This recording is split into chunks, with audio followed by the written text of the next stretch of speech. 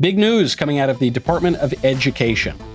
Specifically, the Department of Education's Office for Civil Rights has found that a high school sports policy in Connecticut, which allows boys to compete against girls, boys who identify as girls have been allowed to compete against the girls in girls' sports, and guess what happens? The boys win.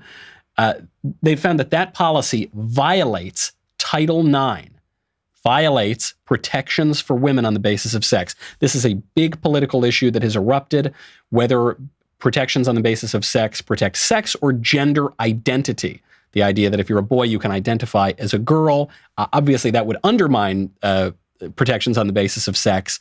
And that's the argument that's been happening for many months, and I guess over a year now.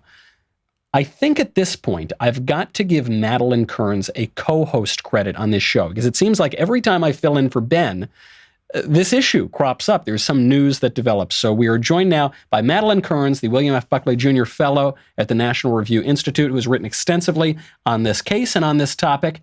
Maddie, thank you, as always, for being here. Thanks, as always, for having me. Maddie, can you tell us a little bit about what this decision means? This is a decision from the Office of Civil Rights at the Department of Education. So this is different from the same issue being debated in the courts. What's going on here? What does it mean for the issue more broadly? Absolutely. So first thing to note is this is actually quite a complicated issue because, as you know, there's different tracks, if you will, if we'll use that metaphor. And this track is the administrative track. And what the executive branch has done through the Department of Education is signalled that, yes, indeed, this is a violation of this federal statute as they understand it. Now, of course, if we are to redefine the meaning of sex, that is for Congress or the Supreme Court to do, but the Department of Education has found that, yes, it is denying girls of their protected rights when you allow boys to compete in sports and inevitably beat them in sports. And so it is a big boost for morale, I think, that this has been decided in this way, but it's certainly not the end of the story.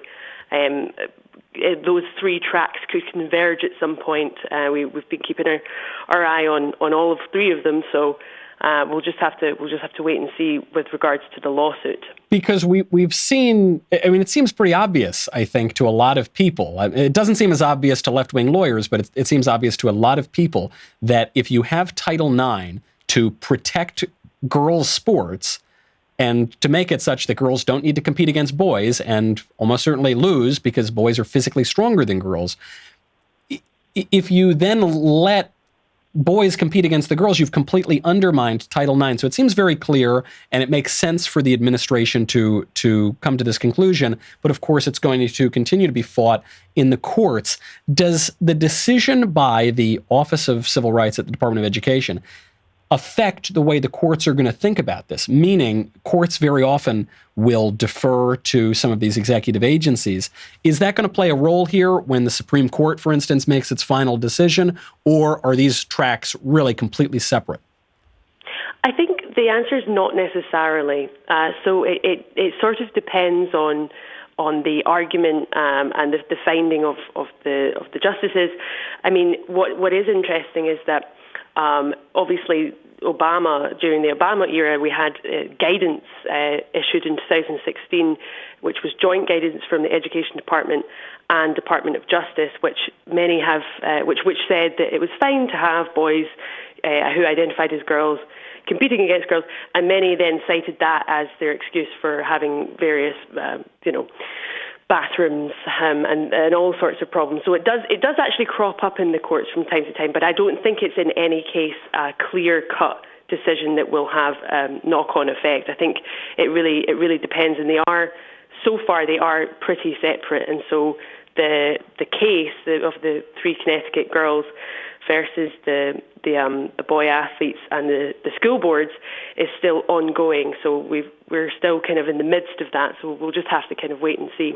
You know, it seems like the momentum in the popular culture is moving in the direction of redefining sex to not be sex, to redefining it such that a boy can say he's a girl and then he'll be considered a girl by the law and by the government. And yet there does seem to be a pushback. I mean, I talk to people, and it seems like this might be a bridge too far. You know, when you're getting to the point where boys who have boy biology are beating girls in sports and taking away their scholarships and taking away their trophies, that's a place that we don't want to go. You know, they say that the Supreme Court watches the election returns and the Supreme Court reads the newspapers, and the Supreme Court is making these judgments, probably too much so in recent years, according to the popular culture. Do you have any read on whether anything has changed so far in this case and in other cases? You know, for instance, the Harris Funeral Home case, where it's dealing not with girls' sports, but with how sex protections are applied to employment. Is there any news on that, or is it basically the Trump administration is pursuing one angle here and the Supreme Court has remained more or less unchanged? It's a great question. I think with regards to the Harris Funeral Homes case, which is looking at this issue in regards to employment, we're really waiting to see how they'll decide. I think it really could be any day now. I think it could actually be the earliest Monday. I was chatting to somebody today who's in the know. So I actually think, personally, though, it's slightly regrettable that it's the Harris case that's at the Supreme Court and not this one, precisely for the reason that you just mentioned, to do with momentum. I think that this is just so in your face, glaringly obvious. Right. Hey, wait a minute, it's not fair to let teenage boys beat teenage girls at sports. That's the whole point of Title IX. That's the whole point of having separate sports teams. That, I think, to the American public is just sort of a no-brainer. The Harris case is, I mean, I think it's a no-brainer, and I assume you do as well, Michael, but it's a bit more complicated when you get in the weeds and you start getting distracted by all these secondary arguments to do with sex stereotyping and so on and so forth.